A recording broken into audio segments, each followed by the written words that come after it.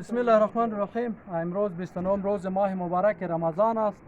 ما همکاران صافی با ولایت کنر، ولسوالی شیگل، البته ولسوالی شیگل که بسیار سرسبز و مجاهد پرور هستند، اینجا جناب انجینر صاحب حکمتیار امیر حزب اسلامی افغانستان نیز بود باش میکرد و ما فعلا همکاران صافی به این ولسوالی تشریف آوردیم.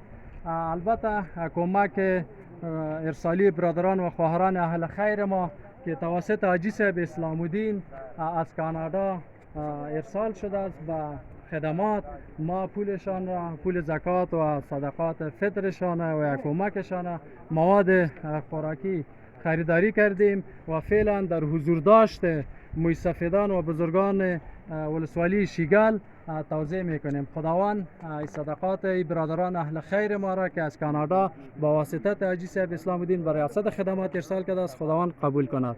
خداوند یا حسناتشان قبول کند.